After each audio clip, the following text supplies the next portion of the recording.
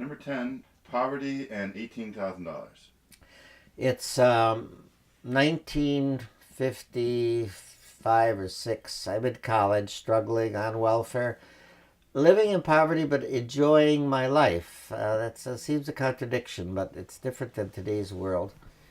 When my father sends in the summer airline ticket for me to come out to California because he claims he has a huge amount of bills in a cigar box. He wants my help. Now, I took typing in high school, and at that time, it was so feminine, I was the only male in the class. I screwed up their typing meet somewhere where they were going to meet in the women's lounge of another high school, but because of Bronner, they had to find another room. But it was the best thing I ever did, because if you can do typing officially, I mean, you can do 70, 90, 100 words a minute and so on. So Dad knew I had typing.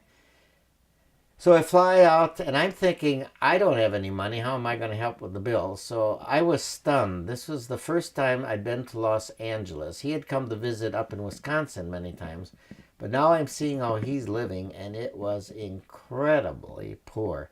He is sleeping on blankets on mineral drums. He has 1.5 rooms in a tenement hotel, a gigantic wooden hotel. And not only is he going to unite Spaceship Earth, but he hands me a cigar box and says, type these bills up. Now, by the word bill, I thought he owes all this money because there are shriveled and wrinkled bills, receipts, and stuff. No, it was the other way around. People had been trying to pay him for the soap he'd been peddling, but they cannot pay you unless they receive a bill.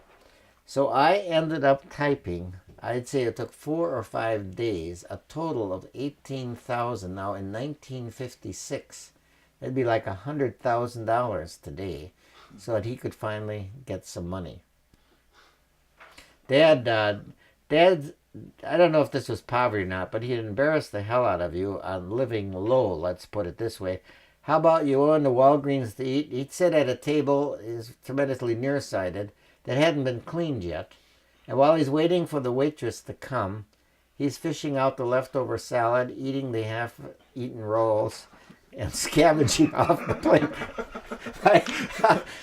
My brother Jim and I, it's in 1956, and the concept of a buffet had just started in America. I had never heard of it before until I went to a Scandinavian. The idea, all you can eat for a certain price.